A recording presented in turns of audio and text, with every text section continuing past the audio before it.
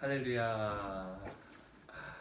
그래서 오늘 같은 경우에는 우리 한 2주 정도는 또 이제 하브루타식으로 주님께서 또 주시는 그런 마음들을 또 가르침들을 받는 그런 시간을 가졌는데, 오늘 같은 경우에는 오늘 또 때가 때이니만큼 주님께서 주시는 어떠한 또 새로운 어떤 주제가 또 있습니다.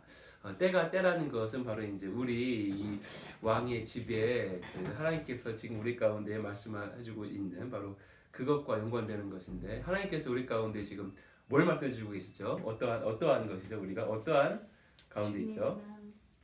주님 보자. 그러면서 또 우리가 뭘 하고 있죠? 우리가 지금 하고 있는 것이 그렇죠. 영광의 계속 금식 제단을 우리가 쌓고 있습니다. 그래서 하나님께서 우리 가운데 이 영광의 계속 금식 제단을 말씀하시면서 주님께서 우리 가운데 특별하게 지금 약간 집중하게 해주시는 어떤 주제가 있다면 바로 이 가게 가운데에 있는 바로 그 모든 것들이 끊어지고 이제 천국이 임하는 것에 대해서 주님께서 말씀해주고 있고, 그것을 위해서 우리가 또 이제 영광에 대해서 금식 제단을 우리가 쌓고 있죠. 아멘. 그래서 이제 오늘 주제는 무엇이냐면, 여러분이 자주 들어봤을 어떤 그런 내용입니다. 바로 무엇이냐면 바로 이 가게에 대한 것입니다. 제가 가게 그리고 그 다음에 있는 단어를 말하지 아니하였는데, 여러분 다 그렇습니다. 정말 그냥 우리나라에서 뭐만 하면 이단이에요. 뭐만 하면 이단이라 가지고 참 이 주제도 사실은 많은 사람들한테, 많은 교회에서 또 많은 교단 가운데에서 논란이 되고 있고, 또한 그 논란이 될 뿐만 아니라 또 이단 정죄를 받고 있는 어떤 그런 부분이기도 합니다. 그래서 제가 그 단어를 또한 말하지 아니하였고, 또 어떻게 보면 또 어떤 그러한 공격이 전부가 옳은 건 절대 아닙니다. 절대 아닌데, 근데 그 가운데에서 우리가 또 좀 더 그 상고해야 돼서 그런 부분이 있기 때문에 우리가 이거에 대해서 좀 더 자세하게 나누고, 또한 여러분이 특별하게 이제 리더가 되셔가지고 해야 할 일에 대해서 어떤 이 사역자, 그것이 어떤 목사든 아니면 선교사든 아니면 전도사님 아니면 선교사든 간에, 아니면 어떠한 한 구역장이든 아니면 뭐 셀리더든 아니면 어떠한 위치에서의 교회 안에서에 있는 어떠한 리더들 간에 우리들이 가져야 할 아주 근본적인 어떤 사역의 어떠한 모습이든지 간에 리더가 가져야 할 아주 근본적인 것의 부분에 대해서 바로 이제 이야기하고 있는 부분이 있기 때문에, 여러분이 이것에 대해서는요, 여러분이 좀 집중해서 듣고 이것을 반드시 여러분이 소유하는 여러분 되었으면 좋겠습니다.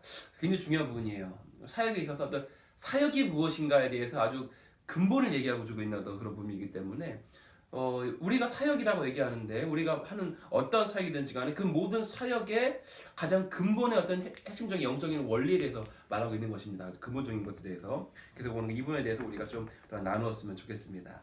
일단은 우리가 이 주제에 대해서 이 주제에 대해서 공격을 하고 있는 사람들의 주장을 우리가 좀 살펴봄으로 말미암아 그 가운데에서 우리가 더 진리의 그 날을 더 견고하게 이렇게 갈았으면 좋겠어요. 그래서 일단은 한번 이 주제에 대해서 공격하고 있는, 또한 받아들이지 못하고 있는 사람들의 어떠한 그런 주장들에 대해서 우리가 한번 좀 이야기했으면 좋겠습니다. 일단은 성경 구절 가운데에서 이 주제에 대해서 공격하고 있는 그 주제를 받아들이지 못하는 사람들의 이 주장들을 우리가 찾아보도록 하겠습니다. 일단은 예레미야 31장 29절에 30절입니다. 한번 누가 찾아보면 읽어보실까요?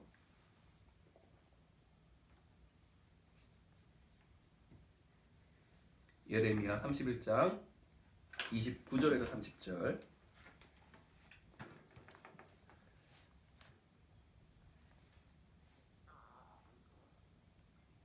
그때 그들이 말하기를 다시는 아버지가 신포도를 먹었으므로 아들들의 이가 시다 하지 아니하겠고, 신포도를 먹는 자마다 그의 이가 신 것 같이 누구나 자기의 죄악으로 말미암아 죽으리라.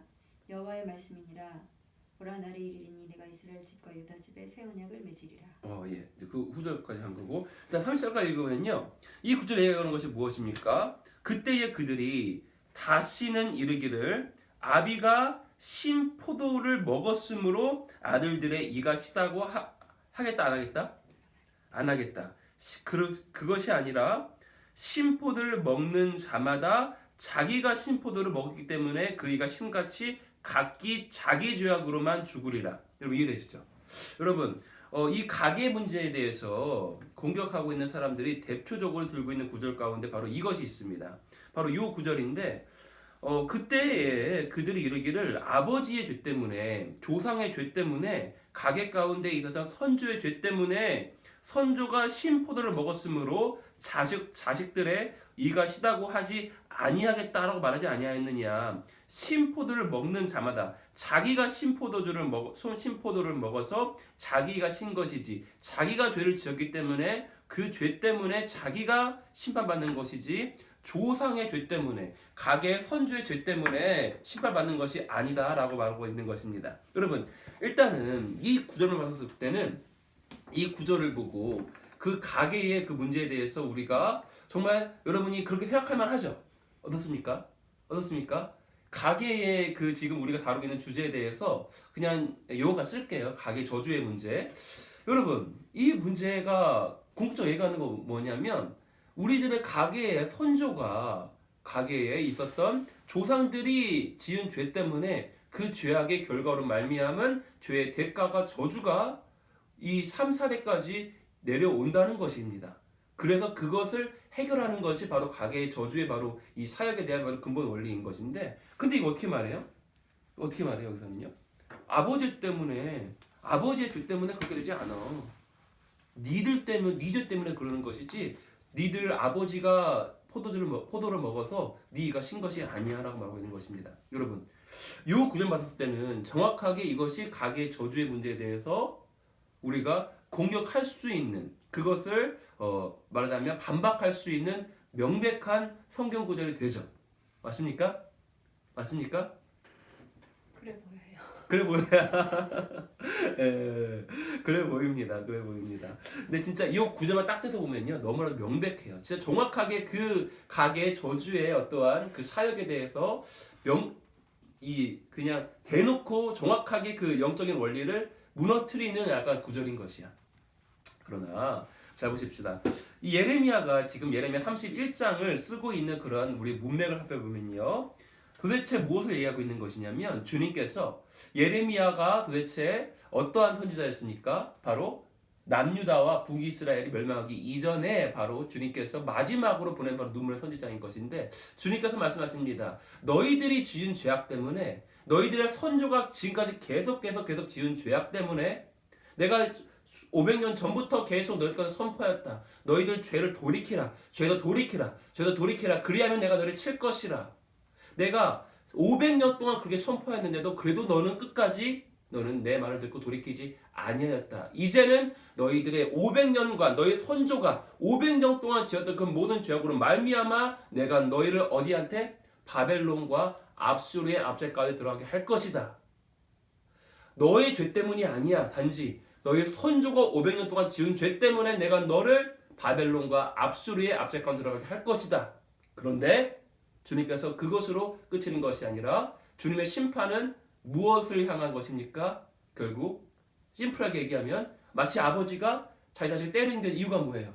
때리는 것 자체가 목적입니까? 그것이 아니라 그 죄에서 돌이켜서 다시는 행악을 행하지 아니하는 그다음 자식으로 만들기 위한 것이지요. 다시 말하면 지금 예레미야 31장의 전체적인 맥락은 무엇이냐면 심판을 이미 선포하였어 아버지께서 이스라엘에게서. 그런데 너희가 그때가 되면 내가 너를 먼저 심판할 것이지만 그런데 그때가 되면 내가 너를 다시 알리야시킬 것이다. 31절 전체는요 바로 이스라엘의 회복, 흩어진 자들을 다시 한번 이렇게 회복시키는 것, 알리하고 있는 것을 말하고 있는 것입니다. 8절입니다. 내가 그들을 북녘 땅에서 데리고 오겠으며 땅의 끝에 모아 돌아오겠다. 라라라라 하겠다. 9절입니다. 그들이 눈물 흘리면서 돌아올 것이며 라라라라 할 것이다. 10절입니다. 문 민족들아 너희는 나 주의 말을 듣고 먼 해안 지역 사람들에게 이 말을 전하여라. 이스라엘을 흩으신 분께서 그들을 다시 모으시고 목자가 자기 양떼를 지키듯이 그들을 지켜주신다. 다시 말하면 예레미야는 이미 선포했습니다. 뭐를요? 선조가 지은 죄악 때문에 이스라엘 가운데 벌이 임할 것이라는 것, 징벌이 임할 것이라는 것을. 그러나 그 때가 되면 내가 너희를 다시 바벨론의 그 압제 가운데서 70년이 끝나면 내가 너희를 알리야로 돌아오게 할 것이다. 내가 너를 쳤으나 그러나 내가 너를 다시 한번 싸매어 줄 것이다. 그리고 그때가 되면 다시 너가 회복되어서 알리야 하고 나면 다시 고토로 돌아오고 나면 그때에는 너희가 어떻게 해야 되는 것이에요? 선주의 지은 죄악 때문에 이미 심판이 끝났습니까? 안 끝났습니까? 이미 그때는요? 끝난 것이에요. 70년에 주님께서 약속하신 그 심판이 끝난 것입니다. 그때 가운데에서 너가 다시 돌아오게 나면 이제는 선조로 말미암은 죄악 그 저주가 그 심판이 그 애국이 끝났음으로 말미암아 이제는 내가 선조 때문에 아프다고 얘기할까 안 할까요? 안 하는 거예요. 선조 때문에 선조 때문에 임한 심판이 이미 끝난 것입니다. 바벨론에서 유수가 끝난 것이에요. 그러니까 이제 돌아오고 나면 어떻게 되는 거야? 기쁨 가운데에 하나님에 대한 감사의 노래를 부르면서 나의 선주가 지은 죄악 때문에 내가 심판받다 얘기할 것이 아니라 이제는 그 심판이 끝났음을 말미암아 이제는 내가 지은 죄악 때문에 지금 내가 지은 죄악 때문에 심판받을 뿐이지 더 이상 선조한테 탓 돌리는 것이 아니라 이제는 내가 지은 죄 때문에 심판받을 뿐인 것이지 선조의 탓을 돌리지 않게 된다. 바로 이 구절을 이야기하고 있는 것입니다. 이해되시죠? 예레미야서 전체가 얘기하는 것이 무엇이냐면요. 예레미야서 전체의 주제가 무엇이냐면 네 선주가 지은 죄악 때문에 너 심판받을 것이다가 바로 예레미야서 전체의 바로 내용입니다. 예레미야서 전체가 다르게 말하면 가계의 저주를 말하고 있는 것이에요. 또 다르게 말하면 성경 전체가 가계의 저주를 말하고 있는 것입니다. 오해하지 마십시오. 제가 일부러 맨 처음 때 가계의 저주라는 단어를 쓰지 않은 이유가 무엇이냐면 또 공유받을 만해 또 어떻게 보면 그래가지고 그 얘기를 안 쓰고 우리는 바꿀 거야. 그런데 아무튼간에 그 가계의 저주론이 갖고 있는 기본적인 영적 원리는요. 이건 명백하게 마땅하게 더 이상 성경적으로 더 이상 가타부터 할 것 없이 그냥 성경 자체가 그것을 얘기하고 있습니다. 선조가 지은 죄악 때문에 그 후대가 심판받는 것은 기본적 성경의 원리예요. 원리입니다. 또 마찬가지로 반대로 선조가 지은 주님 앞에 행한 선한 행위 때문에 주님께서 천대까지 복을 베푸시는 것도 성경의 원리입니다. 이해되시죠? 이해되십니까? 예, 예레미야서 전체가 바로 이렇게 다시 말하면 선조가 지은 죄악 때문에 바로 조상이 지은 죄악 때문에 심판이 그 후대에 임하는 것을 말하고 있고 그것 전체가 주제인 것이지 그러나 그때 가운데에서 바로 주님께서 그러나 때가 되면 선조가 지은 죄악으로 말미암은 심판이 끝나고 나면 이제 더 이상 너가 선조가 지은 죄악 때문에 고통받지 아니할 것이다. 그때는 오직 너희가 지은 죄악 때문에 심판받을 것이다. 그 구절이 있을 뿐이지. 하지 말하면 주님께서 희망을 주시는 것입니다. 예레미야서 가운데 주님께서 뭘 말씀하십니다. 뭘 말씀하십니까? 내가 너한테 주신 것은 무엇이다? 뭐가 아니라 평안이라? 재앙이 아니라 평안이다.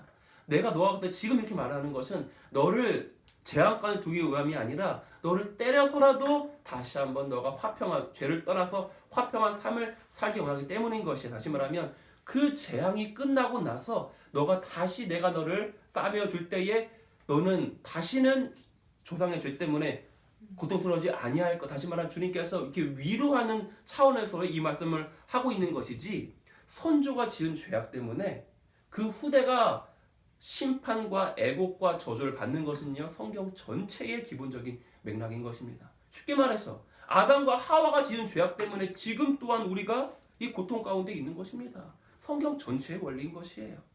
우리는 바로 이렇게 주님께서는 가계를 굉장히 중요하게 여기는 분이십니다. 이게 되시는 것이죠. 마찬가지로 한번 에스겔서 보겠습니다. 에스겔서 비슷한 구절입니다. 다 똑같은 맥락이에요. 18장 2절부터 4절 읽어보실까요? 에스겔 18장 2절부터 4절.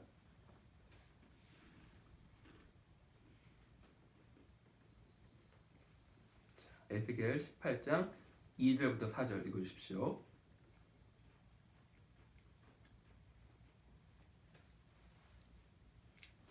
너희가 이스라엘 땅에 관한 속담에 이르기를 아버지가 신포도를 먹었으므로 그의 아들의 이가 시다고 하면 어찌 됨이냐. 주 여호와의 말씀이니라. 내가 나의 삶을 두고 맹세하노니 너희가 이스라엘 가운데에서 다시는 이 속담을 쓰지 못하게 되리라. 모든 영혼이 다 내게 속한지라. 아버지의 영혼이 내게 속함 같이 그의 아들의 영혼도 내게 속하였나니 범죄하는 그 영혼은 죽으리라. 뭐 마찬가지 맥락인데 조금 더 다를 수는 있습니다. 조금 더 약간 살펴보자면 아까 예레미야 31장의 그 예 같은 경우에는요, 바로 주님께서 심판을 끝내신 후에 다시 한번 알리아 시키실 때, 다시 말하면 심판이 끝나고 싸매어 줄 때의 얘기를 하고 있는 것이고, 예를 들어서 18장은 뭐 같은 심포도 얘기를 하고 있지만 좀 더 요 맥락을 이 구절을 그냥 좀 더 세밀하게 보자면요, 여기서 말하고 있는 것은요, 바로 남 탓하지 말아라는 거예요. 너가 아버지 탓하지 마. 다른 사람 탓하지 마. 근데 네가 지금 고통받는 있는 것 가운데에서 너가 지은 죄악 때문에 그런 것이지 남 탓하지 마라. 이런 주제를 말씀하고 있는 것입니다. 이 말이 너가 지은 죄악 때문에 너가 심판받는 부분이 있다. 요 말이 남 탓하지 말아라. 그러므로 요 말이 아버지가 지은 죄악 때문에 너는 절대로 고통 임하지 않을 것이라는 그것을 말하는 것입니까? 그것에 대한 그 증명이 됩니까? 그렇지 아니에요. 그렇지 아니에요. 이거는 주님께서 계속 조상 탓하는 사람도 있지, 막 남 탓하는 사람들. 사실 조상 탓만도 아니야. 그냥 남 탓하는 사람들 그냥 입을 삐죽삐죽거리면서 남 탓하는 사람들에 대해서 너 그러지 말아라. 네가 지은 죄악 때문이야. 남 탓하지 말라라는 그런 맥락에서 주님께서 이 말씀을 하고 있는 것이지, 아버지가 지은 죄악은 결코 우리 가운데 임하지 아니하는다. 그런 아주 성경 기본적인 원리를 지금 부정하는 그런 구절은 절대로 아닌 것입니다. 이해되시죠? 책임 전가하지 말라는 거예요. 책임 전가하지 말라는 것입니다. 그러나 또한 동시에 아버지와 또한 선조가 지은 죄악 때문에 으로 말미암은 응당한 그 저주의 대가는요, 내려오게 되어 있는 것입니다. 이것이 영적인 원리고 이것이 하나님의 원리인 것입니다. 이해되시죠? 또 한번 여러 가지 죄악들 여러 가지 구절도 많은데요. 한번 요한복음 9장 2절 3절 읽어볼까요? 요한복음 9장, 이번 신약입니다. 요한복음 9장 2절에서 3절이요? 제자들이 물어 이르되 랍비여, 이 사람이 맹인으로 난 것이 누구의 죄로 인함이니까? 자기니까 그의 부모니까? 예수께서 대답하시되 이 사람이나 그 부모의 죄로 인한 것이 아니라 그에게서 하나님이 하시는 일을 나타내고자 하심이라. 요 구절 같은 경우에는요, 조금 더 다르죠. 이건 심지어는 약간 뭐라고 말하냐면 이건 가계 저주의 그것도 아니야. 이 사람이 맹인된 거야. 근데 제자가 물은 것은 부모의 죄악입니까? 아니면 이 사람의 죄악입니까? 라고 묻고 있어. 그러나 예수님께 대답을 잘 보십시오. 복음서에 기록된 예수님의 발언들 잘 보면요, 굉장히 동문서답할 때가 많아. 근데 우리가 그걸 문자적으로 또한 보게 되면요, 우리가 잘 이해하지 못합니다. 이것이 어떤 이야기인지. 근데 우리가 성령 안에서 그 구절들을 잘 살펴보게 되면 예수님께서는 언제나 사람의 심령을 보고 있어요. 사람들의 마음을 보고 있어요. 그냥 그 구절을 보면 주님께서 언제나 동문서답하셔. 주님께서 이런 동문서답하는 것 같은 그러한 것 가운데에서 우리가 알 수 있는 것은 무엇이냐면, 주님께서는 그 사람들의 심령을 보고 그 심령에 대해서 이렇게 언제나 발언을 하시는 거예요. 그러니까 지금 제자들은 이것이 제자들의 지금 이 집중하는 것은 무엇이냐면 죄입니다. 사람의 죄 때문입니까? 아니면 아버지의 죄악 때문입니까? 뭔가 죄와 저주에 집중하고 있는 것이야. 명백한 것은 무엇이냐면, 분명한 것은 오직 죄 때문에 저주가 임하는 것이에요. 이건 성경의 원리입니다. 결코 부정할 수 없어요. 어떠한 저주든지 간에, 그것이 가난이든 질병이든 정신병이든 아니면 가정의 불화든지 간에 어떠한 종류의 저주든지 간에 그것은 죄 때문에 임하는 것이 맞아요. 근데 지금 제자들은 그냥 거기 집중하고 있는 거야. 그거를 묻고 싶은 거야. 다시 말하면, 예수님, 이 사람 죄 때문에 된 거잖아요. 분명히 재범한 거예요. 얘의 죄거나 아니면 조상의 죄가 맞습니다. 주님, 누구 죄입니까? 그거를 묻고 싶은 거야. 맞는 말이에요. 제자들의 말은 틀린 말이 아닙니다. 그래서 예수님께서 하면 동문서답하세요. 그 심령 꿰뚫어보고, 너희들 누가 죄 지었나가 그게 중요하냐? 지금 네가 그렇게 지금 말하는 것은 이 사람을 다시 말하면 정죄하고 싶은 어떤 그런 마음 때문이 아닌 것이냐? 이 사람이 죄 지었으면 이 사람을 정죄할 것이고, 이 사람의 아버지가 죄를 지었으면 이 사람의 아버지를 정죄할 것이 아니냐? 네 지금 마음은 네 의도는, 너의 동기는 그것이 아니냐? 그러나 나는 지금 이 사람을 죄에서 해방시켜주고 죄를 사해주고 또한 죄로 인한 저주를 해방시켜주기로 왔다. 사해주기로 왔다. 아버지의 영광을 나타나기 위하여 왔다라고 주님께서 말씀하신 것입니다. 이해되시죠? 이 사람의 죄나 이 사람의 아버지의 죄다가 맞습니다. 틀린 것이 아닙니다. 그러나 지금 왜 우리가 제가 맨 처음 시작하면서 왜 가계의 그거에 대해서 제가 왜 말을 안 했는지가 나오게 돼요. 다시 말하면 우리가 너무 그 자체에 집중하는 거야. 죄와 그 저주 자체에 집중하는 거야. 가계의 저주론이 틀린 말이 아니에요. 영적인 원리가 맞아요. 근데 문제는 무엇이냐면 어떠한 죄 때문에 어떠한 저주가 임해서 그것에 집중하는 것이 주님의 원하시는 바가 아니라 이 모든 죄와 저주는 누구한테 끊어졌습니까?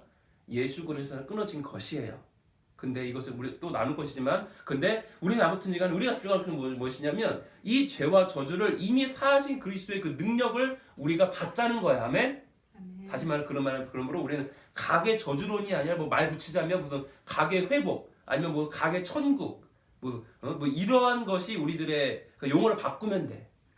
주님께서 그 가계 저주론에 대해서 여러분 죄송하지만 이걸 부정하게 되면요 수많은 사람들이 그냥 가계 저주 가운데에 그냥 있게 돼. 다시 말해 귀신 제일 좋아하는 거야. 조상의 지은 죄로 말미암아 그 저주가 임하지 않 어떻게 그리스도인한테 저주가 임해? 어떻게 그리스도인 안에 저주가 임해? 저주가 이미 갈라디아서에 이미 사라졌다 나오는데 어떻게 저주가 임하느냐? 막 이렇게 말합니다. 그렇게 얘기하면요 귀신은요 그 안에서 아주 기뻐하면서 그 가게 가운데서 여전히 그 가게 가운데의 질병과 가정 불화와 이혼과 계속해서 반복되는 그런 가난의 문제들을 마음껏 행할 수 있는 것입니다. 여러분 그러지 아니합니다. 조상의 지은 죄악 때문에 그리스도인한테도 그 영향력이 임할 수는 있어요. 근데 문제는 무엇이냐면요. 나중에 다시 할 것이지만 저주는 끊어진 것이에요. 조상이 무엇입니까? 뭔 말입니까? 지금 우리가 지금 대속금체단 하고 있는데 예수 그리스도의 피만 의지하는 것이 아니라 그걸 의지함과 동시에 우리가 금식하고 있지 않습니까? 저주는 이미 끊어진 것이 맞아요. 그렇기 때문에 또한 이렇게 공격을 받게 되는 거예요. 이해되십니까? 여러분? 조금 더 이따가 나중에 질문 시간 가운데 좀 더 하겠는데 여러분 아무튼지 간에 가계의 저주론 가운데는요 우리가 정말로 새겨들어야 할 부분도 있습니다. 그러나 또 가계의 저주론이 또한 공격을 받을 수밖에 없는 또한 이유는 또한 있는 것입니다. 우리가 이거에 대해서 좀 더 우리가 또한 나누기 원합니다. 그래서 요한복음 5장 14절인가요? 64절인가요? 한번 읽어보실까요? 요한복음 5장 14절이요? 14절 한번 보십니까? 그게 다시 절을 만나게.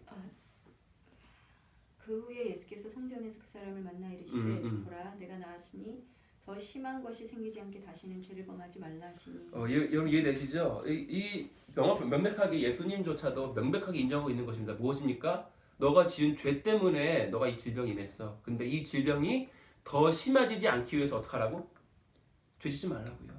죄 때문에 저주가 임하는 것입니다. 죄 때문에 질병이 임하게 되는 것입니다. 아멘? 아멘? 자, 우리가 여기까지 해가지고 기본적으로 이 가계의 어떠한 이 가계 이론에 대해서 공격하고 있는 사람들의 그러한 이 주장들을 살펴보는 말미암아 우리가 성경적인 균형을 찾았습니다. 그러나 우리가 이것 가운데에서 한번 우리가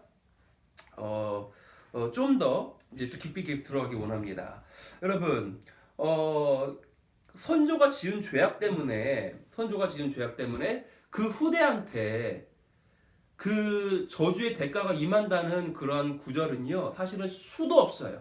지금 이렇게 주님께서 어떠한 맥락 가운데에서 어떠한 의도를 가지고 특별한 의도를 가지고 선조가 지은 죄악 때문에 후대한테 그 저주가 임하지 않는다는 구절은 몇 구절밖에 되지 아니하고 또한 이런 구절조차도 우리가 잘 살펴보니까 주님의 그 말하신 의도와 맥락이 있는 것이지 이것 자체가 결코 선조가 지은 죄악 때문에 후대한테 저주가 임하지 않는다는 것을 말하지 않습니다. 절대 그렇지 않습니다. 그런데 성경 전체에서는요 선조가 지은 죄악 때문에 후대한테 그 징벌이 임하는 예는요 수도 없습니다. 지금 요한복음 5장 14절부터 마찬가지 이유인 것이고 또한 신명기 우리가 지금 하고 있는 안 읽어도 돼 여러분 다 알고 있으니까 지금 우리가 영광의 대속 금식재단 가운데에서 우리가 하고 있는 어떤 대표적인 성경 장이 있다면 어떤 장? 신명기 28장이에요. 28장에서 1절부터 14절까지는 뭐? 주님께 순종하였을 때, 다시 말하면 의롭게 행했을 때, 다시 말하면 죄를 짓지 아니하였을 때에 주님께서 허락하신 바로 그 축복에 대해서 얘기하고 있고, 그 다음에 15절부터 68절인가요? 끝절까지 한 4배 돼, 한 3, 4배 되는데 그 내용 전체는요, 바로 주님께 불순종했었을 때에, 죄악을 행했을 때에 임하게 될 그 저주에 대해서 끝없이 얘기하고 있는데, 정말 여러분 가장 신명기 28장에서 주님께 순종했을 그때에 주님께서 우리가 주시는 축복, 첫 번째 축복은 무엇일까요? 맨 처음 부분에 쓰여져 있는 거, 자식이 축복받는 거야. 아멘. 그리고 또한 신명기 28장 15절부터 저주가 쓰여져 있는데, 주님께 순종하지 않았을 그때에 임하게 될 그 첫 번째 부분에 쓰여져 있는 저주가 무엇인지 아십니까? 자식이 저주받는 것이에요. 뭐 심플합니다. 가장 심플한 것이에요. 여러분, 다시 얘기하지만 이스라엘의 포로, 바벨론 이 70년, 그 누구의 죄악 때문에 임한 거야? 누구 죄 때문에? 조상의 죄 때문이에요. 물론 그때의 이스라엘 백성들도 죄악을 하긴 해왔는데, 계속 쌓여온 죄악이 그때의 그 세대한테 돌아가는 것입니다. 이해됐습니까?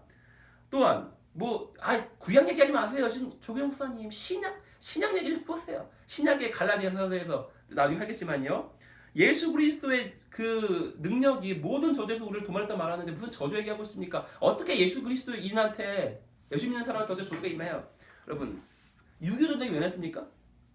6.25 전쟁이 왜 났어? 신사참배 때문이에요. 신사참배로 말미암아, 조상이 지은 그 죄악으로 말미암아 그 6.25로 인한 그 후대 몇 대까지 그 임한 그 고통은요, 그 심판은요, 이루 말하, 전쟁은 정말 일어나서는 안 되는 것인데, 근데 주님께서 주시는 심판인 것이야. 여러분, 노예제도 마찬가지입니다. 노예제도, 미국의 남북전쟁 마찬가지로 선조가 수백 년간 지었던 그 노예제도의 죄악 때문에 바로 남북전쟁이 일어난 것이에요. 한국과 비슷하죠? 자기 민족끼리 총칼 여는 거. 또 여러분, 아프리카에도 마찬가지입니다. 선조가 지은 죄악 때문이에요. 그 저주는 임하게 되어져 있어요. 그런데 지금 우리가 균형 잡고 싶은 것은 무엇이냐면, 우리가 각의 저주론이라고 얘기하지 않을 것입니다. 우리는 각의 축복, 각의 회복, 각의 천국, 이름 붙이자면 이렇게 붙일 거야. 바로 문제는 무엇이냐면, 각의 저주론의 문제가 무엇이냐면, 바로 첫 번째는 아까 했듯이 우리가 에스겔에서 갖고 했었듯이 책임 전가가 막 어떤 남 탓하는, 조상 탓하는 이러한 책임을 다른 사람한테 주려는 이러한 어떠한 그런 분위기에 있어서는 안 되는 것입니다. 아멘. 선조가 지은 죄악을 나의 죄악으로 내가 짊어지고 회개하는 것이 주님의 의도인 것이에요. 아멘. 다니엘이 어땠습니까? 이스라엘 그 선조가 지은 죄악을 자신의 죄악으로 짊어지고 대신 회개한 것이야. 선조가 지은 죄악입니다. 조상이 지은 죄악입니다. 조상이 지은 죄악을 내 죄로 짊어지고 회개했다고.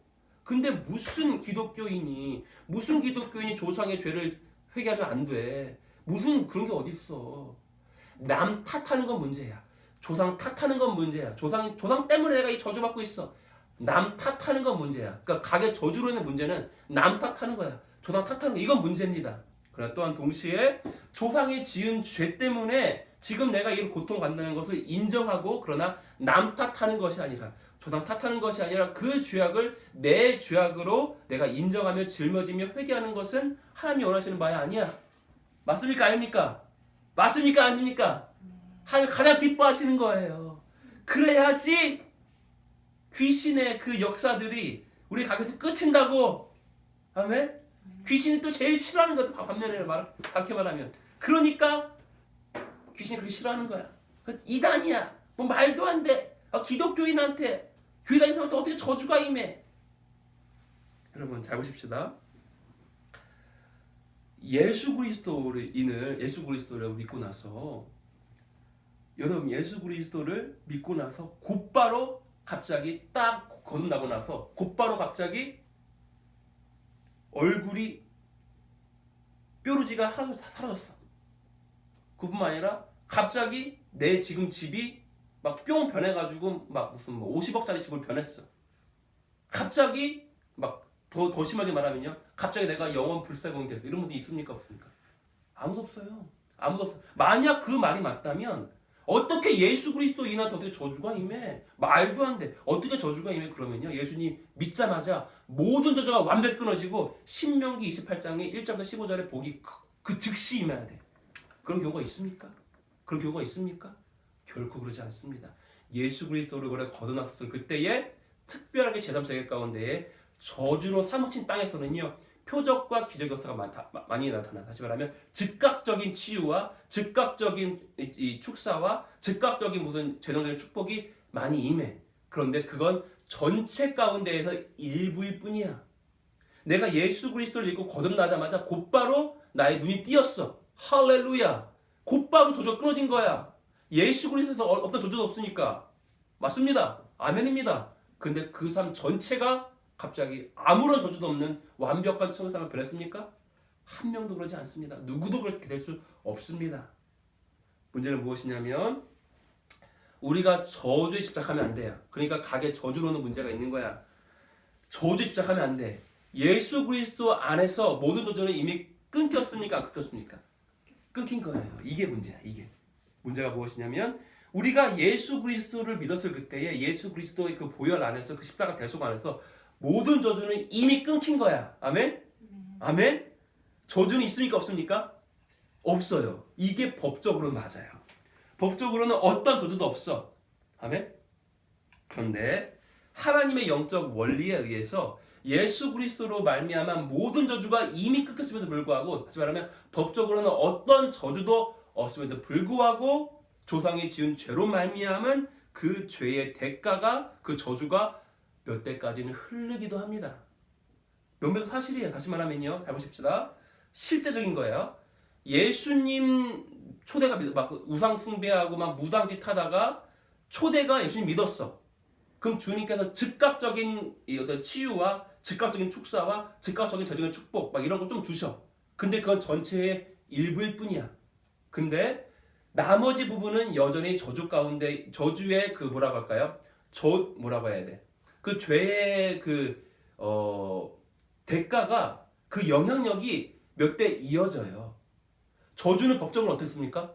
끊어졌어. 아멘? 저주는 끊어진 거야. 그런데 3, 4대까지 그것이 이어집니까? 안 이어집니까? 이어져요. 실제로 이어집니다. 그런데 이 중에서 이 초대가 주님을 정말 뜨겁게 추구하고 우리가 제가 데렉 프린스의 그 책을 올린 것처럼 그 마지막 부분에 침노하는 자 빼앗는다 했잖아요. 이 초대가 침노했어. 그래서 빼앗으려고 천국을. 그러면요. 이 사람은요. 자기 때에 저주가 다 끊어진 삶을 살게 돼. 이해되십니까? 근데 이렇게 하지 않으면 추구하지 아니하면요. 3, 4대 가서 이제 3, 4대 가면 그 자식은 엄청 축복받습니다. 이해되십니까? 만약에 예수 그리스도 안에서 어떠한 저주가 없기 때문에 어떠한 영향도 있을 수 없다 그 말이 맞다면 예수님 믿자마자 3, 4대의 이후에 오는 축복이 지금 임해야 된다고. 만약 가계 저주로는 무조건 이단이라고 공격하는 그 말이 맞다면 가계 저주론이 무조건 이단이라는 말이 맞다면 3, 4대 왜 가서야 천국이 임합니까? 왜 그때 가서야 3, 4대 가면 이제 믿는 이 신앙의 가문이 3, 4대 가면 왜 무슨 뭐 판사 나오고 왜 검사 왜 그렇게 됩니까? 그럼 지금 임해야죠. 어떤 저주도 이미 끊긴 거 맞는데 왜 3, 4대가 왜입니까? 성경이 그렇게 말하기 때문이에요. 신명기 28장에 신명기에서 너희가 지은 죄 때문에 그 저주가 몇 대 간다고? 3, 4대 간다고요. 성경이 그렇게 얘기하고 있다고요. 성경이 그렇게 얘기하는데 왜 그거를 무시해? 왜 성경을 무시해? 왜 하나님의 말씀을 무시해? 되십니까? 그러나 이 초대가 그냥 3, 4대까지 가는 건 어쩔 수 없어. 그것이 아니라 지금 우리가 하고 있는 것처럼 금식과 기도로 또한 천국을 침노하는 마음으로 이걸 추구하잖아요. 그러면 자기 때에 3, 4대 후에 받을 그 천국을 미리 다 얻어들게 되는 거예요. 아멘? 그러니까 귀신이 이걸 싫어할까? 좋아할까?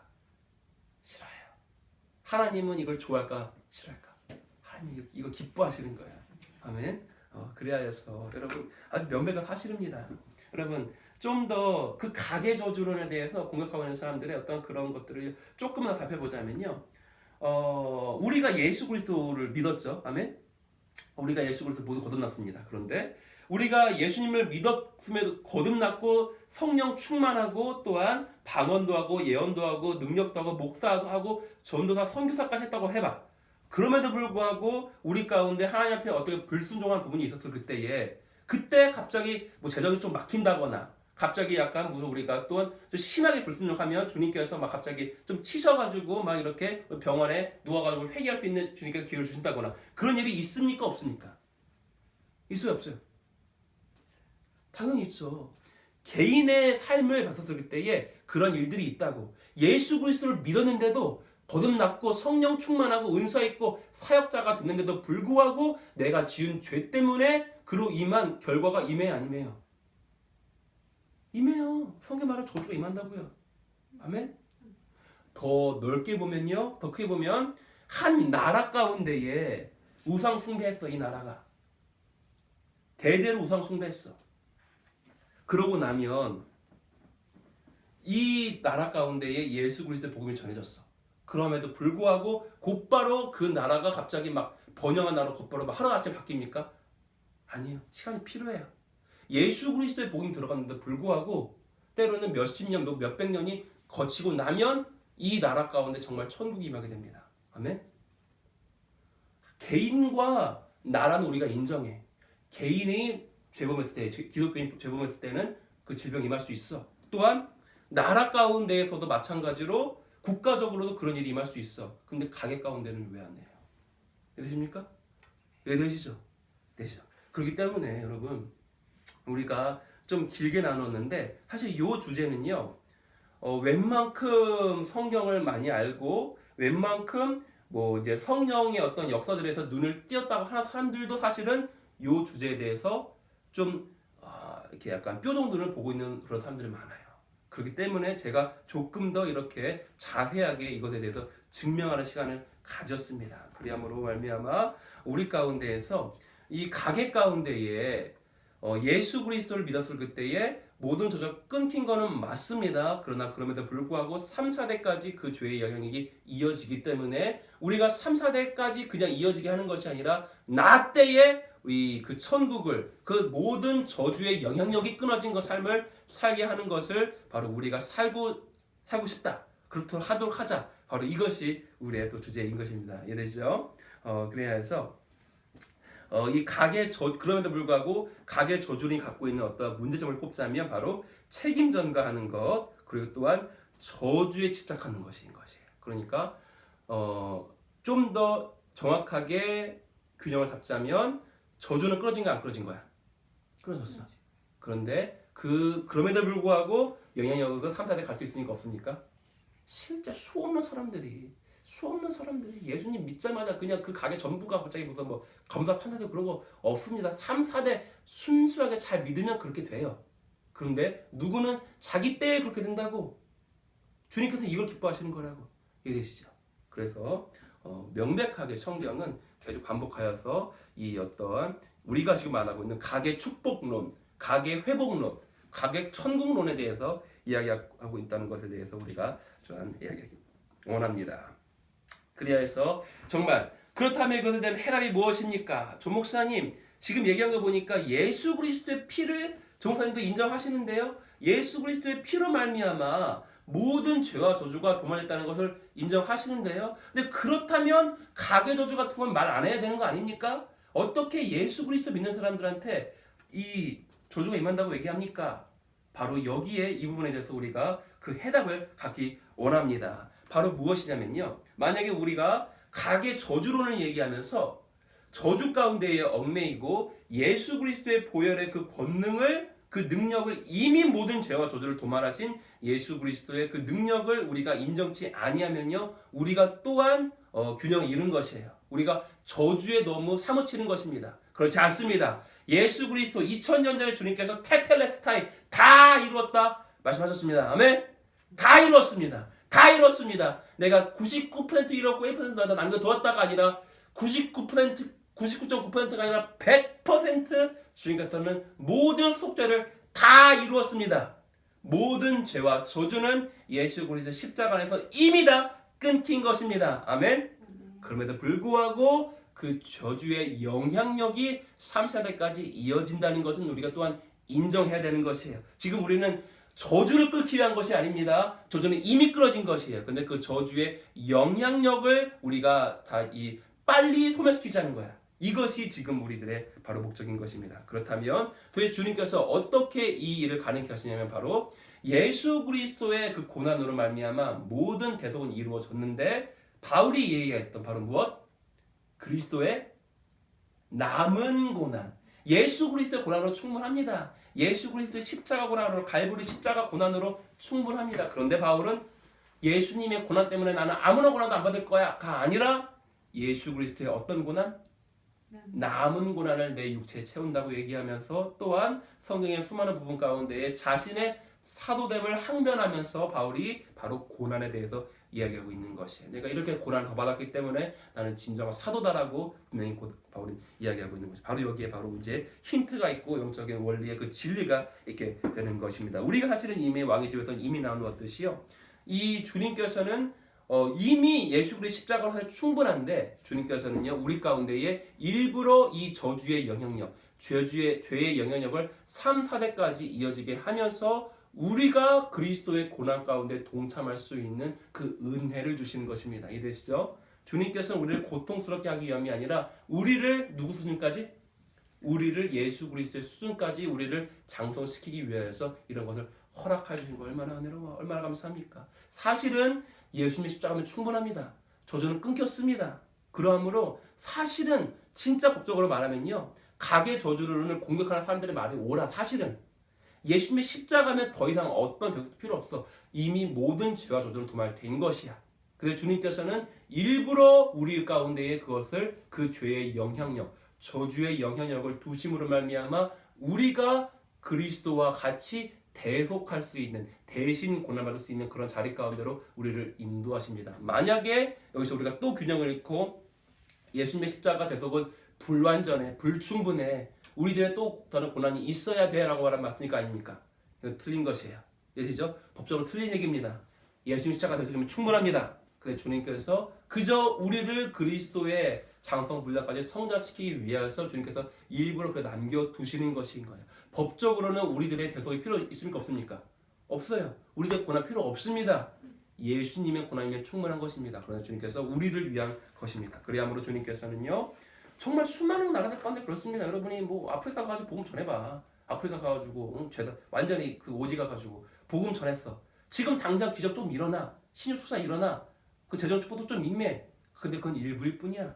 근데 이 사람 그 예수님 믿자마자 갑자기 그 내가 복음을 전한 그 아프리카의 마이 빌리지가 갑자기 그냥 청이 그냥 고대로 임어버려. 이런 일은 절대로 없습니다.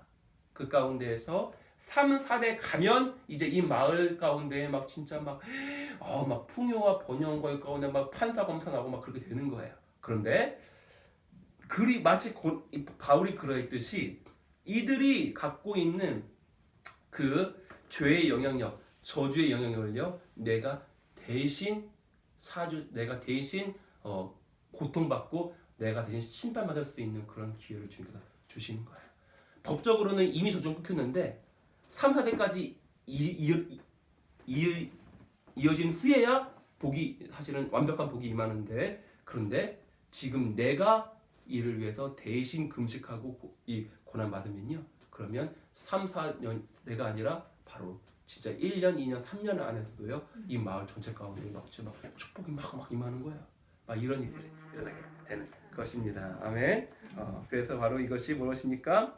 해답이 있다면 예수 그리스도의 십자가 대속을 완벽하게 이해하십시오. 아멘. 그걸 100% 인정하세요. 99%가 아니라고, 99.9%가 아니라고 100% 완벽하게 모든 속죄는 끝난 것입니다. 단번에 드려진 영원한 제사로 다시는 제사가 필요 없습니다. 예수님의 십자가 대속으로 완전합니다. 완전합니다. 다 이루어졌습니다. 그래서 선포하십시오. 그러면 하나님의 나라가 어떻게 된 거예요? 이미 임한 거예요. 이미 임한 거예요. 그러나 또한 동시에 주님의 눈에서는요. 잘 보십시다. 예수님의 하나님의 눈에서는요. 3, 4대 가서 천국이 임한 그러한 가게가 되든 아니면 지금이든지 간에 하나님의 나라는 어떤 것일까요? 하나님의 나라는 똑같아요. 이미 임한 거예요. 우리도 믿음 얘기합니다. 우리들의 믿음. 보이지 않는 것들의 증거가 뭐예요? 믿음이에요. 지금 내가 기도하는 바가 안 이루어졌어. 근데 믿음 안에서 어떻게 된 거예요? 우리는 이거 이미 이루어진 거예요. 이해되십니까? 이해되시죠? 이게 믿음이에요. 보이지 않는 것들의 증거가 믿음인 것이에요. 보이지 않는데 받은 거예요. 이게 믿음이라고. 하나님의 눈은 어떨까? 하나님의 눈에는 이 가정 가운데에 3, 4대가 지나서 천국이 임한 가정이 임하든 아니면 지금 임하든지 간에 하나님의 눈에는 뭐 어떤 거예요? 이 가정 가운데 하나님의 나라는 이미 임한 거예요. 이미 임한 것입니다. 이해되시죠? 이해되시죠? 그러니까 우리가 저주를 끊기 위한 것이 아니야. 사실 저주를 끊기 위한 것이 아니야. 저주의 그 영향력을 빨리 해소하기 위한 거야. 이해되시죠? 이것이 바로 영광의 대속 금지자단인 것입니다. 다시 한번요. 저주를 끊기 위한 것이 맞아 아니야? 아니라니까. 저주를 끊기 위한 것이 아니라고. 저주를 누가 끊었어? 예수님이 끊었어. 근데 그 영향력을 우리는 빨리 그래서 사실은 예수님 안에서 하나님의 눈 안에서는요 3, 4대까지 그 영향력이 이어져도 이미 임한 것이라고. 천국 이미 임한 것이라고. 똑같은 거 사실은요 믿음의 눈 안에서는. 이해되시죠? 믿음의 눈 안에서 지금 막 40일 금식해가지고 이 저주의 영향을 끊기든 아니면 3, 4대까지 이어진 일을 끊기든 똑같은 것이에요. 믿음의 눈에서는요. 이해되시죠? 그래서 우리가 일단은 하나님의 그 그리스도 대성을 선포하고 그러나 또한 동시에 우리들의 금식과 기도가 필요한 것입니다. 그렇죠? 그래서 기도와 금식 외에는 이런 유가 나가지 않는 것입니다. 그래야 해서 이러한 영적인 원리 가운데에서 정말 철저하게 균형 있는 이 원리 가운데에서 우리가 이 영광의 대속 금식 재단을 나아가면서 이 각의 축복론, 각의 회복론, 각의 치유론, 각의 천국론 가운데 우리가 좀 더 깊게 들어갔으면 좋겠습니다. 요것 하나만 나누면요 이해가 좀 완전해질 것 같아. 완전해질 것 같은데 그것이 무엇이냐면요 바로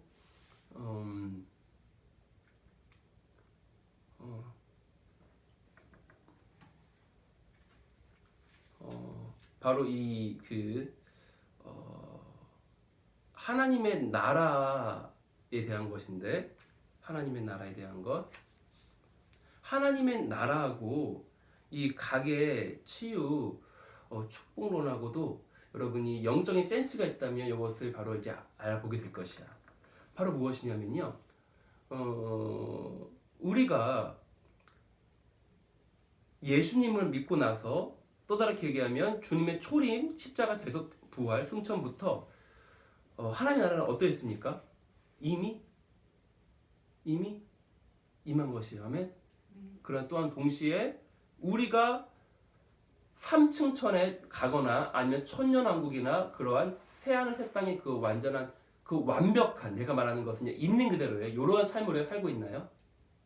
물론 우리가 그렇게 선포하긴 해요. 그러나 이건 믿음으로 선포하는 것이지. 왜냐하면 이건 이미 이루어진 거기 때문에 우리 시간을 초월하는 것이냐. 그러나 실제로 우리가 지금 이 육체가 죽지 않아? 그리고 새 육체 임했습니까? 믿음 안에서는 맞아. 근데 진짜 아니잖아. 이해되시죠?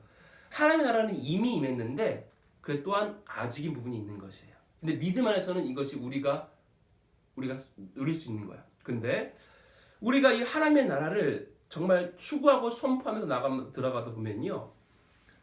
우리가 얼마나 이 하나님의 나라를 침노하느냐에 따라서 새하늘 새 땅과 천년왕국의 그 삶을요. 우리가 얼마큼 누릴 수 있는지가 우리 가운데 결정되는 것입니다. 이해되시죠? 우리가 정말 침노해서 이 천년왕국과 새하늘 새 땅의 삶을 많이 누리든 아니면 좀 덜 침노해서 덜 누리든지 간에 사실 요 기간은요. 길어봤자야 몇십 년밖에 안 돼. 근데 우리 모두는 어디로 갈 거야? 천년왕국과 새하늘 새 땅 들어갈 거야. 이해되시죠? 결국 우리는 여기 다 들어갈 거야. 많이 누리든 조금 누리든지 간에 이해되시죠? 많이 누리든 지금 당장 많이 누리든 조금 누리든지 간에 우리는 어차피 여기 들어갈 거야. 이 영혼의 삶이야. 이거는 짧아. 그러니까 여기에 뭐 많이 누리나 적게 누리나가 중요한 것이 아니야. 우리는 믿음 안에서 우리 모두가 여기 들어간 것이니까. 이해되시죠? 이해되십니까? 그러나 그렇다면 불구하고 우리가 얼마나 추구하느냐에 따라서 이 새하늘 새 땅과 천국의 이 천년왕국의 삶을 얼마나 살 수 있는지는 또 우리한테 달린 거야. 우리가 많이 추구하고 많이 침노하면 이 천국의 삶을 지금 더 많이 누립니다. 이해되시죠? 마찬가지로 가계 저주론도, 가계 축복론도 마찬가지인 것입니다. 예수 그리스도 안에서 사실은 거듭나고 나면 그 가계 가운데 복음 전해주고 나면요 이미 천국은 임한 거야. 그러나 또한 동시에 왜냐면 이 가계가 천국을 많이 침노하고 많이 금식하고 많이 기도해서 3, 4대 후에 임할 천국을 지금 많이 누리든 아니면 덜 기도하고 그냥 그렇게 살다가 3, 4대 후면 그렇게 되겠지. 그냥 그렇게 살아. 그냥 그러다 가지고 천국을 지금 조금 누리든지 간에 아무튼 간에 3, 4대 지나봐. 그거 어떻게 될 것이야? 모두가 천국 임할 삶을 살게 될 것이에요. 이해되시죠? 믿음 안에서 똑같은 거라고. 믿음 안에서는. 아멘? 그리고 또한 믿음 안에서 이거를 얼만큼 많이 지금 우리가 누릴 수 있는지는요 우리한테 달린 것이라고. 이해되십니까? 이해되세요? 이해되세요? 그러기 때문에 요 하나님의 나라의 임의와 아직의 원리에 대해서 우리가 눈을 뜨게 되면요 여러분이 그렇게 되면 여러분이 정말 수많은 부분들에 대해서 여러분이 이 꿰뚫어 볼 수 있는 그런 눈이 생기게 될 것이에요. 그래서 마지막으로 한 가지 어떠한 이렇게 여러분이 사역자이기 때문에 이런 것에 대해서 조금만 더 이렇게 권면을 드리고 일단은 1차 우리가 영상 마치도록 하겠습니다. 여러분 정말로 그래야 합니다. 우리가 사역자가 되면요 제가 맨 처음에 이런 얘기했잖아요. 오늘 배우게 될 주제가 우리가 목사가 되든 전도사가 되든 선지자가 되든 선교사가 되든 아니면 셀리더가 되든 뭐 구역장이 되든 아니면 교회 안에서 어떠한 리더든가 되든지 간에 우리가 앞으로 갖게 될 어떤 그 리더의 자리에서 이게 가장 근본적인 어떤 영적 원리를 배우게 될 것이라고. 여러분 결국에요 여러분은요 양떼들을 여러분이 목양하게 될 것이고 양떼들을 치리하게 될 것이고 양떼들을 여러분이 돌보게 될 것인데 여러분 이 양떼한테 줄 수 있는 최고의 것이 무엇입니까? 상담해 주는 거 좋죠. 또 안아주는 것도 좋죠. 또 지금 돈 주는 것도 좋죠. 다 성령의 인도하신 가운데서 이 모든 것이 다 필요한 것이야. 아멘.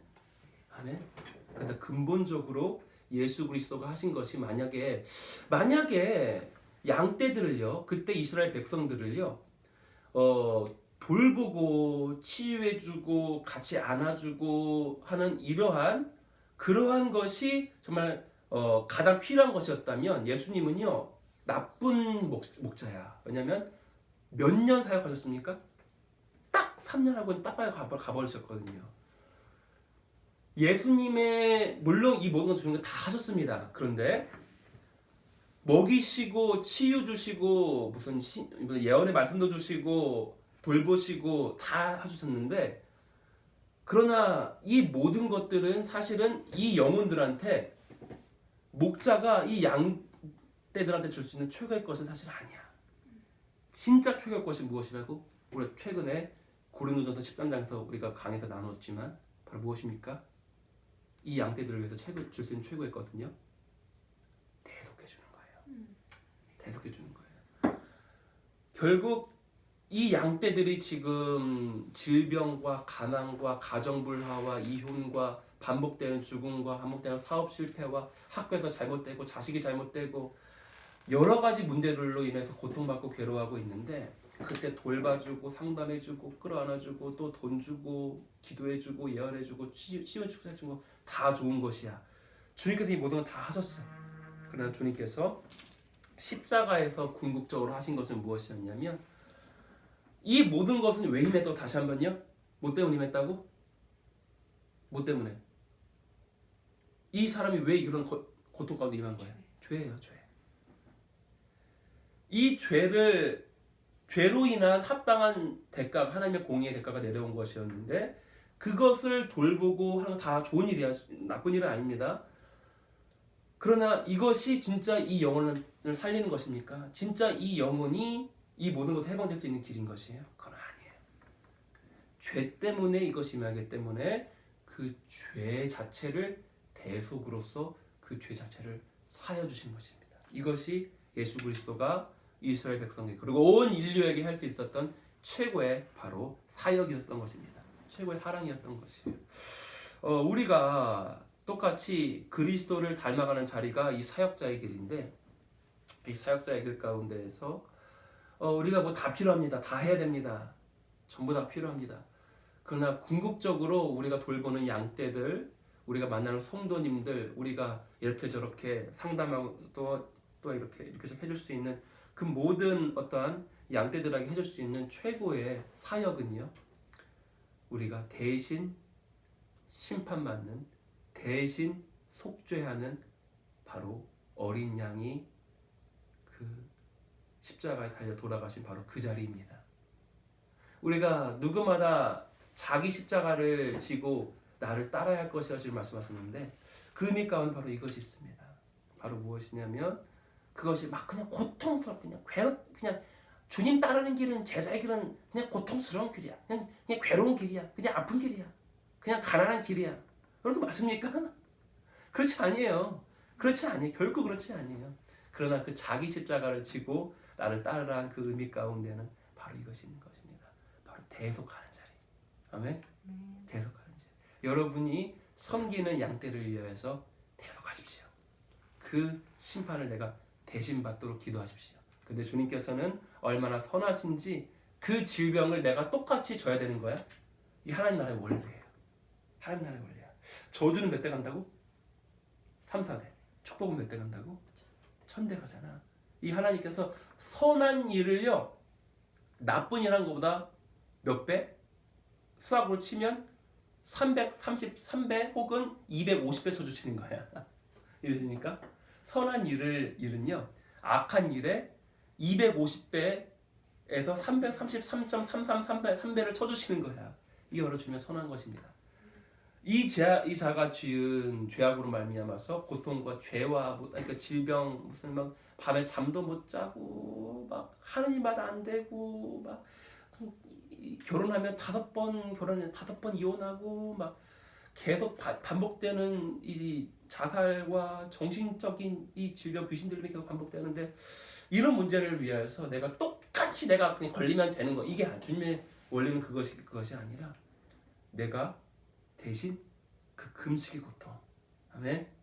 한 끼, 하루, 또 7일, 14일, 20일, 40일 금식하는 그것으로 말미암아 수십 년간 이어져 오던 그 죄로 말미암아 합당한 대가를 주님께서 사하여 줄 수 있는 바로 333배라고, 아멘. 때에 따라서 1000배 만배일 수도 있어요. 주님께서 이걸 더 그렇게 귀하게 이 금식의 고통을 주님께서 더 귀하게 쳐주셔서 그 사람의 그 저주를 끊어 주시는 것입니다. 저주의 영향력을 끊어 주시는 것입니다. 아멘. 아멘. 그래서 우리 모두가 정말 여러분이 사역자의 길에 들어오셨습니다. 여러분 그리스도의 제자이십니다. 여러분이 무슨 뭐 목사, 선교사, 전도사의 타이틀을 갖고 있든 그 중요한 것이 아니에요. 그러나 여러분은 주님이 가시는 길을 따라가는 그 제자의 길을 걷기로 주님 여러분 다 작정하셨습니다. 아멘. 그렇다면 여러분 주님이 가신 길을 걸으셔야 돼요. 주님이 하신 일을 그대로 해야만 하는 것입니다. 우리가 할 수 있는 최고의 길은 무엇입니까? 주님께서 하셨던 그 모든 사역의 그 완성은요, 십자가에서 이루어졌습니다. 우리가 예수님께서 복음서에서 다른 행한 모든 일들을 우리가 본받되 그러나 궁극적으로 주님께서 하신 그 일만은 우리가 반드시 본받도록 합시다. 그것이 무엇입니까? 그것은 십자가에 달리는 길인 것입니다. 대속하는 길인 것입니다. 그래서 우리가 정말 우리가 섬기는 수많은 영혼들을 위해서 우리가 십자가에 달릴 수 있는 우리 모두가 그런 모든 우리 왕제교와 또한 킹스 칼리지 학우분 되시기를 예수 그리스도 이름으로 축복합니다. 아멘. 아멘. 우리 잠깐 그럼 일단 멈춘 후에요.